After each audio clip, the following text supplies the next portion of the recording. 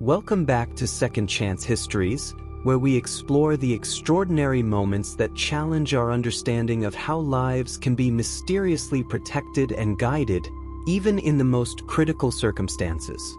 Today's story takes us into the overnight corridors of St. Catherine's Hospital, where night nurse Rebecca Martinez began noticing something impossible to explain. Patients in room 314 were surviving against all odds, experiencing miraculous recoveries, and reporting encounters with a presence that seemed to watch over them during their darkest hours. What Rebecca discovered about this mysterious guardian would reveal a legacy of care that transcended the boundaries between life and death in ways no one could have expected. This is the story of the Guardian in the Room, where one nurse's investigation into unexplained recoveries led her to uncover a tale of dedication so profound that love itself seemed to have found a way to continue healing lives long after the healer was gone. Rebecca Martinez had been working the night shift at St. Catherine's Hospital in San Antonio, Texas, for 12 years. She was the kind of nurse that patients remembered long after they went home. Attentive, compassionate, and possessing an almost supernatural ability to sense when patients needed help before their monitors started alarming. Rebecca worked the 11 p.m. to 7 a.m. shift on the cardiac intensive care unit, a demanding assignment that required constant vigilance. Heart patients could deteriorate rapidly, and the difference between life and death often came down to how quickly someone noticed subtle changes in their condition. Over her 12 years of night shifts, Rebecca had developed what her colleagues called nurse's intuition, an ability to sense when patients were in distress even before their vital signs showed obvious problems. She had saved dozens of lives by checking on patients who just didn't feel right to her, even when their monitors showed stable readings. But in early 2019, Rebecca began noticing something in room 314 that challenged even her experienced understanding of hospital life and death. Room 314 was a standard private room in the cardiac ICU, no different from any other room on the floor. But patients assigned to that room seemed to experience recoveries that defied medical expectations. More intriguingly, many of them reported sensing a presence in the room, someone who seemed to watch over them during their most critical moments. "There was someone here last night," patients would tell Rebecca in the morning. "An older woman, I think. She seemed to be checking on me, making sure I was okay." Initially, Rebecca assumed these were hallucinations caused by medications, stress, or the disorienting effects of being in intensive care. ICU patients often experience confusion and false perceptions, especially during the vulnerable hours of night when pain, fear, and medications could create vivid but imaginary experiences. But as the reports accumulated over several months, Rebecca began to notice patterns that were harder to dismiss. The first case that truly caught Rebecca's attention was Mrs. Eleanor Santos, a 74-year-old woman who had been admitted with a massive heart attack. Mrs. Santos's condition was so severe that her family had been called to say their goodbyes. "She's not expected to survive the night," Dr. Patricia Williams had told the family. "We've done everything we can medically. Now we just have to wait and hope." But when Rebecca checked on Mrs. Santos at 3 a.m., she found something unexpected. The elderly woman was awake, alert, and her vital signs had dramatically improved from just 2 hours earlier. "Nurse Rebecca," Mrs. Santos said, "I wanted to thank the other nurse who was taking care of me tonight. The older woman with the gray hair. She sat with me for a while and helped me feel less afraid." Rebecca was puzzled. "Mrs. Santos, I'm the only nurse assigned to your care tonight. There's no one else on this floor who matches that description." Mrs. Santos looked confused. "But she was here. She told me her name was Catherine. She said she used to work on this floor and that she was still taking care of patients here. She held my hand and told me I was going to be okay." Rebecca made a note of the incident but didn't think much of it until similar reports began coming from other patients in room 314. Mr. James Rodriguez, admitted with heart failure, reported that an older female nurse had adjusted his pillows and checked his FOR during the night, at a time when Rebecca's logs showed she had been helping another patient 3 rooms away. Mrs. Patricia Chin, recovering from cardiac surgery, described waking to find an elderly woman sitting beside her bed, monitoring her breathing and seeming to provide comfort during a moment of panic about her recovery. All of the patients described the same figure, an older woman with gray hair, wearing what appeared to be a nursing uniform, who emanated calm competence and deep caring. They all felt comforted by her presence, and remarkably, they all experienced better than expected recoveries. After the 5th similar report in 3 months, Rebecca decided to investigate.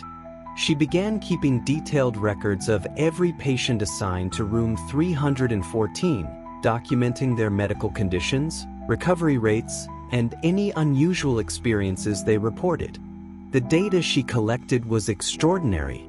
Patients in room 314 had a recovery rate that was 23% higher than patients with similar conditions in other rooms. They required fewer pain medications, experienced fewer complications, and consistently reported feeling less anxious and more hopeful about their prognosis. Most remarkably, not a single patient assigned to room 314 had died during Rebecca's 12 months of data collection, despite many of them being admitted with life-threatening conditions. Dr. Williams, Rebecca finally approached her supervisor with her findings. "I know this is going to sound strange, but I think something unusual is happening in room 314. Dr. Williams listened with growing amazement as Rebecca presented her data and shared the consistent reports from patients about the mysterious presence. "Rebecca, this is remarkable," Dr. Williams said after reviewing the statistics. "These recovery rates are unprecedented. But you know that patients often imagine things in ICU, especially at night." "I know," Rebecca replied. "But the descriptions are so consistent, and the outcomes are so unusual. I think there might be something more to this." Dr. Williams was skeptical but intrigued enough to support Rebecca's continued investigation. "Keep documenting everything. If there's a medical explanation for these improved outcomes, we need to understand it." What Rebecca would discover through her investigation would challenge everything she thought she knew about the hospital where she had worked for over a decade. Rebecca's investigation led her to the hospital's archives, where she hoped to find some explanation for the unusual events in room 314. What she discovered there would transform her understanding of what she had been witnessing. In the hospital's historical records, Rebecca found the employment files from the 1980s and 1990s. Buried in those files was the personnel record of Catherine Margaret O'Brien, a night shift nurse who had worked the cardiac unit from 1987 until her death in 2003. The photograph attached to Catherine's employment file matched exactly what patients had been describing: an older woman with gray hair and kind eyes, wearing the style of nursing uniform from that era. But it was Catherine's employment record that truly amazed Rebecca. According to her supervisor evaluations, Catherine O'Brien had been legendary among both staff and patients for her ability to sense when patients were in distress. Her unit had the lowest mortality rates in the hospital during her 16 years of service. Catherine has an almost supernatural ability to know when patients need help. One evaluation from 1994 read, "She consistently arrives at patients' bedsides moments before they experience complications, as if she can sense their distress before it shows on monitors." More remarkably, Catherine had died while on duty. According to the incident report, she had suffered a heart attack during her night shift on March 15, 2003, in the break room adjacent to the cardiac ICU. She was found by a colleague during rounds and was pronounced dead despite resuscitation efforts. The incident report noted that Catherine's last act before her heart attack had been checking on a patient in room 314 who was experiencing a difficult recovery from cardiac surgery. Catherine was found collapsed in the break room at approximately 3:30 a.m., the report stated. Her last charted patient interaction was with the patient in room 314 at 3:15 a.m., where she noted patient resting comfortably, vital signs stable, emotional support provided. Rebecca felt chills as she read the report. Catherine O'Brien had died 16 years ago while caring for patients on the very floor where Rebecca now worked, and patients were consistently describing encounters with someone who matched Catherine's appearance exactly. Armed with this information, Rebecca approached Dr. Williams with her discovery. Together, they decided to conduct a more thorough investigation of the phenomena in room 314. They interviewed staff members who had worked at the hospital during Catherine's employment, hoping to learn more about her and her legendary abilities as a nurse. "Catherine was the best nurse I ever worked with," said Maria Gonzalez, a retired nurse who had worked alongside Catherine for 8 years. "She had a gift for knowing exactly when patients needed her. She could be anywhere on the floor, but somehow she always appeared at a patient's bedside right before they experienced a crisis." Dr. Robert Martinez, who had been a young resident during Catherine's final years, remembered her as the nurse every doctor hoped would be working when their most critical patients were admitted. Catherine had this way of creating calm in chaotic situations, Dr. Martinez recalled. Patients who were panicked or frightened would relax when she was in their room. She had a presence that made people feel safe and cared for. Most significantly, several former colleagues remembered Catherine's dedication to room 314 specifically. Room 314 was Catherine's favorite, Maria Gonzalez revealed. She said it had the best energy for healing. When we had patients who were really struggling, she would always try to get them moved to that room. She believed it helped with recovery. The investigation revealed that Catherine had specifically requested to be assigned primarily to room 314 during her final years at the hospital. She had convinced the administration that her presence in that room improved patient outcomes, and the statistics had supported her claim. As Rebecca continued documenting the unusual events in room 314, the cases became even more extraordinary. Mr. David Thompson, a 58-year-old man admitted with massive heart damage, had been given less than a 10% chance of survival. His family had been prepared for the worst when he was assigned to room 314. "I woke up in the middle of the night feeling like I couldn't breathe," Mr. Thompson later told Rebecca. "I was panicking, thinking I was dying. Then this older nurse appeared. She didn't say much, but she sat with me and somehow helped me calm down. She showed me how to breathe slowly and deeply." Mr. Thompson's vital signs, which had been dangerously unstable, normalized during the night. By morning, his condition had improved so dramatically that his doctors were amazed. "I've never seen a recovery like this from such severe heart damage," Dr. Williams admitted. David's heart function improved by 40% overnight. "Medically, it shouldn't be possible." Mrs. Rosa Valdez, admitted with heart failure after her third heart attack, experienced a similar miraculous recovery in room 314. "The lady nurse stayed with me all night," Mrs. Valdez reported. "She kept checking my breathing and telling me I was stronger than I thought. She said I had more work to do in this world and couldn't give up yet." Mrs. Valdez, who had been expected to need a heart transplant, recovered enough function that surgery was no longer necessary. The pattern continued with patient after patient. People admitted to room 314 with life-threatening cardiac conditions consistently experienced recoveries that their doctors couldn't fully explain medically. What became clear through Rebecca's investigation was that the mysterious presence in room 314 wasn't just associated with physical healing. Patients reported profound emotional and psychological healing as well. Mr. Anthony Martinez had been admitted after his second heart attack, but his primary crisis was emotional. He had been consumed with guilt over years of neglecting his health and family relationships.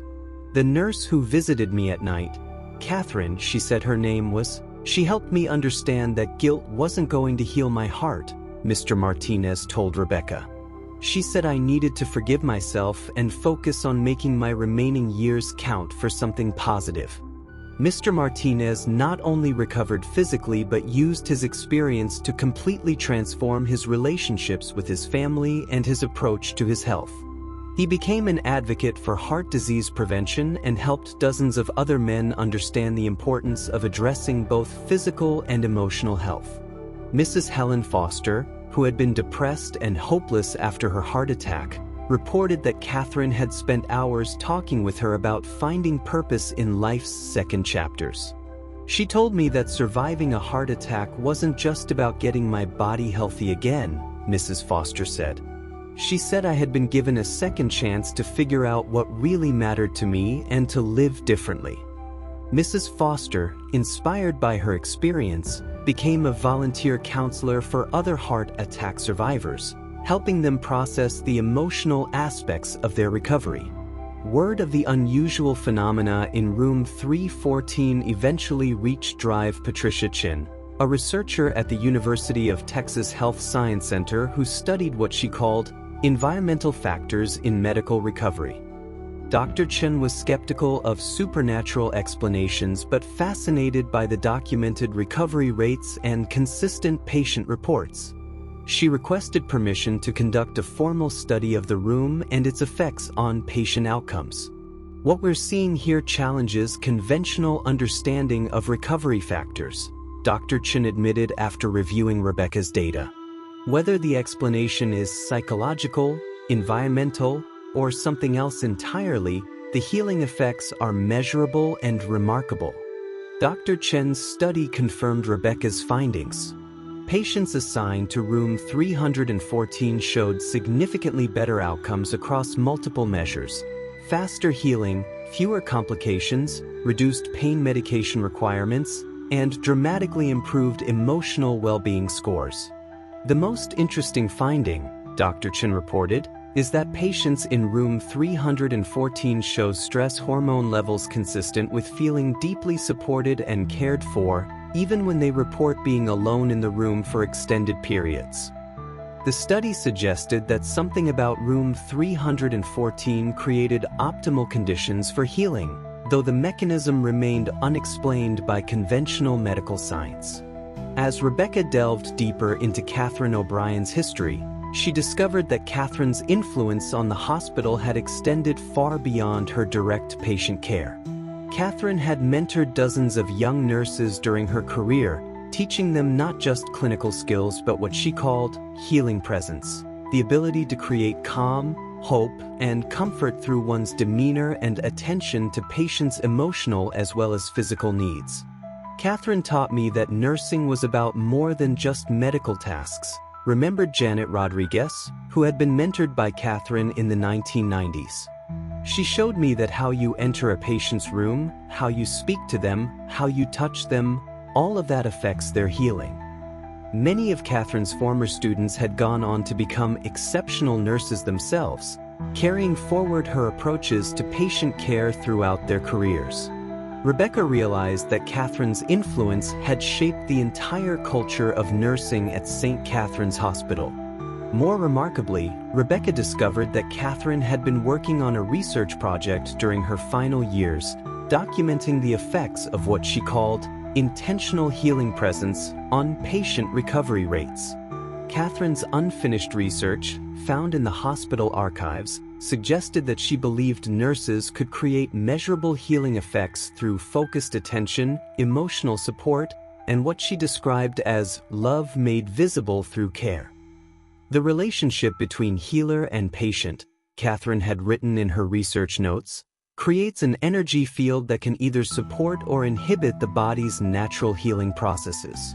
When a patient feels truly seen, cared for, and supported, their entire physiology shifts toward healing. 16 years after Catherine's death, patients in room 314 continued to report encounters with a presence that matched her description exactly. But Rebecca's investigation revealed that the phenomena had intensified in recent years, particularly since the hospital had been considering converting the room to storage space due to budget constraints. "It's like she's fighting to keep the room active for patient care," Rebecca observed to Dr. Williams. The recovery rates have actually improved since the hospital started talking about changing the room's function. The hospital administration, initially skeptical of Rebecca's reports, became convinced when they reviewed the data showing that room 314 had saved the hospital hundreds of thousands of dollars in extended care costs due to its patients' unusually rapid recoveries. From a purely business standpoint, admitted hospital administrator James Patterson, room 314 is our most successful patient room. Whatever is happening there, it's creating better outcomes and shorter stays. The hospital not only decided to keep room 314 as a patient room but began studying whether Catherine's approaches to patient care could be implemented more broadly throughout the facility. Inspired by Catherine's legacy and the continuing phenomena in room 314, Rebecca worked with Dr. Williams to develop a training program for nurses based on Catherine's documented approaches to patient care. The program, called Healing Presence Nursing, taught techniques for creating the kind of emotional and psychological environment that seemed to optimize recovery conditions. Nurses learned to enter patient rooms with calm confidence, to speak in ways that reduced rather than increased patient anxiety, and to provide the kind of emotional support that patients in room 314 consistently described receiving from the mysterious presence. Catherine's legacy isn't supernatural, Rebecca explained to nurses participating in the program. It's the understanding that healing happens best when patients feel completely supported and cared for. Whether Catherine is still somehow present in room 314 or not, the principles she embodied can help all of us become better healers. The program was remarkably successful. Units that implemented Catherine's approaches showed improved patient satisfaction scores, reduced lengths of stay, and better recovery outcomes across multiple measures. 5 years after Rebecca began her investigation, room 314 remained the most successful patient room in the hospital. But more importantly, Catherine's approaches to nursing had influenced the entire culture of patient care at St. Catherine's Hospital. The hospital had become known regionally for its exceptional patient outcomes and for the unusually compassionate care provided by its nursing staff. Medical residents specifically requested rotations at St. Catherine's to learn the relationship-centered approaches to healing that had become the hospital's signature. Rebecca had been promoted to Director of Nursing Education, where she continued to teach Catherine's principles to new generations of nurses. She estimated that over 200 nurses had been directly trained in Catherine's approaches, and they had gone on to influence patient care at hospitals throughout Texas and beyond. Catherine's legacy keeps expanding, Rebecca reflected. Whether she's still somehow present in room 314 or not, her understanding of healing continues to help thousands of patients through the nurses she trained and the nurses those nurses have trained. Dr. Chen published her research on room 314 in the New England Journal of Medicine, where it became one of the most cited articles on environmental factors in medical recovery. The research sparked similar studies at other hospitals, some of which identified their own exceptional patient rooms with unusually positive outcomes. Patients assigned to room 314 continue to report encounters with Catherine, and the room continues to produce recovery outcomes that exceed medical expectations. But Rebecca has come to understand that the mystery isn't really about whether Catherine's spirit is present in the room. The real miracle, Rebecca says, is that Catherine's dedication to healing was so profound that it created a legacy that continues to help people long after she's gone. Whether that legacy takes the form of a mysterious presence or just the power of her example, the result is the same. People are being healed in ways that go beyond just medicine. Recent patients like Mrs. Sarah Williams, who recovered from heart failure that should have been fatal, continue to report the same supportive presence that patients described 16 years ago. She told me that love doesn't die when people die, it just finds new ways to help, Mrs. Williams said about her encounter with Catherine. I don't know if she was really there or not, but I know that feeling loved and cared for helped my body heal in ways I never expected. Dr. Chen's ongoing research into room 314 has led to broader studies of what she calls healing environments in medical settings. Her work suggests that rooms where patients consistently experience exceptional emotional support, whether from living staff or other sources, create optimal conditions for physical recovery. What we've learned from studying room 314 is that healing is fundamentally relational, Dr. Chen concluded in her latest research paper. When patients feel deeply cared for and emotionally supported, their bodies respond by healing more effectively. Catherine O'Brien seems to have understood this intuitively, and somehow her understanding continues to create healing effects 16 years after her death. The research has led to changes in hospital design and nursing education across the country, with medical facilities seeking to create the kind of supportive environment that room 314 naturally provides. Today, room 314 at St. Catherine's Hospital remains a source of mystery and healing. Rebecca Martinez continues to document the exceptional recoveries that occur there, and patients continue to report encounters with a compassionate presence who helps them through their darkest hours. Catherine O'Brien died in 2003, but her legacy of healing continues through the room she loved, the nurses she trained, and the thousands of patients who have experienced recovery in ways that transcend purely medical intervention. I think Catherine is still there, Rebecca reflects, not as a ghost or spirit, but as the embodiment of what nursing really means: complete dedication to healing and helping people. She loved her work and her patients so much that somehow that love continues to heal people even without her physical presence. The mystery of room 314 reminds us that some forms of care and dedication create legacies that extend far beyond individual lifetimes. Whether through the power of suggestion, the influence of environment, or something more mysterious, Catherine's commitment to healing continues to touch lives in ways that challenge our understanding of the boundaries between life and death, between science and love, between what we can explain and what we can only experience with gratitude. In a world where healthcare often feels impersonal and technology-driven, Catherine O'Brien's continuing presence, however we choose to understand it, offers hope that the human elements of healing, compassion, presence, and dedicated caring remain the most powerful medicine we have.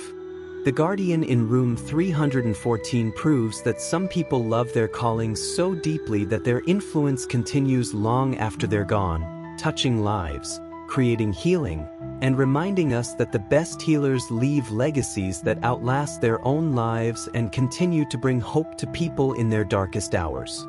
Catherine's story shows us that dedication to helping others can create forms of immortality that have nothing to do with supernatural phenomena and everything to do with the eternal power of love expressed through service to those who need healing most.